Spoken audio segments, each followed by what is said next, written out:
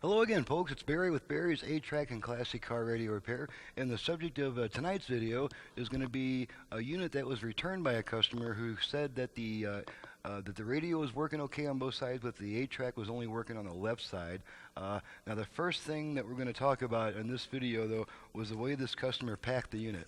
And I don't know why you guys think that if it needs to be returned for warranty, it doesn't need to be packed safely. But okay, this is what we got for packing material. Inflatable pillows with no protective cardboard sleeve, no other type of packing material, just a bunch of inflatable pillows that are pressed up against a sharp metallic object. Now, to me, that makes no sense whatsoever.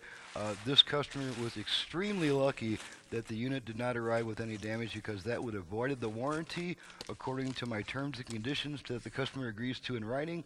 And this could have easily cost the customer $400 if it would have arrived with a broken control. It would probably have cost the customer about $400 because the control itself is only available on another unit. The only way to purchase another unit, especially one that's in demand like this one, is you're probably not going to find even a non-working model for less than $400.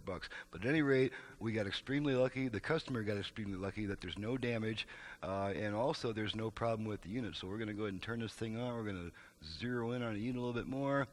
Going to turn it on. This is an FM conversion wired to the customer's original connectors. So let's turn it on. Okay, as you can see, we've got the radio on both sides. Let's get our output level meters in the picture here. All right, got radio on both sides. Left, right, working the balance control here. Okay, back to center. Okay, now we're going to pop a tape in. There's our 8-track tape. Pop a tape in there.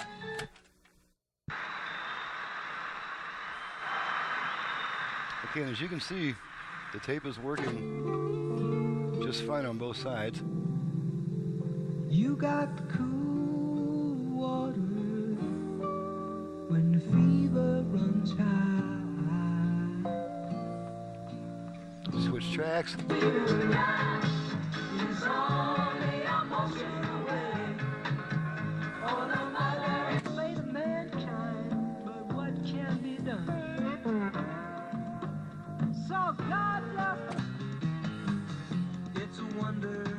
Balance to the left, balance to the right, left, life, back to center, switch tracks a few more times.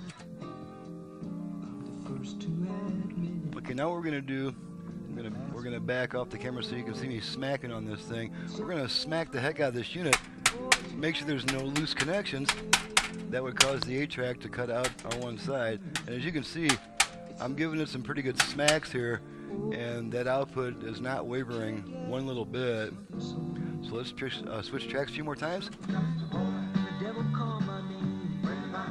Okay, let's try another tape. Got some temptations here.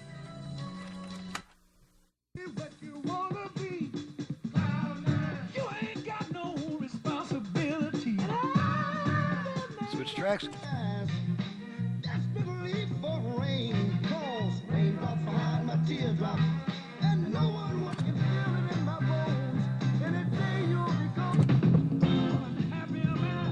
As you can see, this tape is working just fine on both sides. There's completely unwavering in its output on both sides. Okay, so now let's switch tracks a few more times. Now we're getting close to the end of a song here on all the tracks.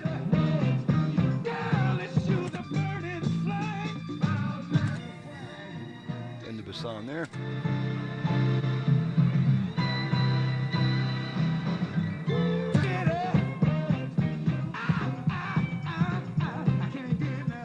Okay, so now we're going to test there's the radio working on both sides as expected, and now we're going to test the aux input, make sure that works on both sides.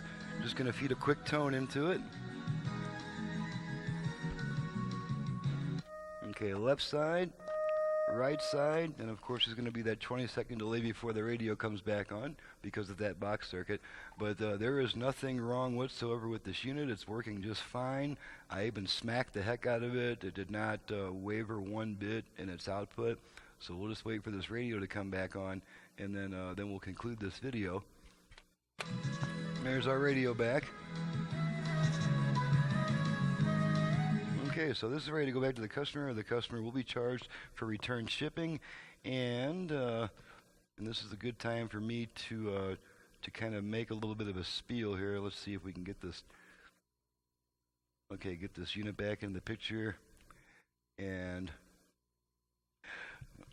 alrighty. And as far as if a unit needs to be returned for any reason, the customer has signed in a written agreement stating that the unit must be packed with a protective cardboard sleeve and with responsible packing methods.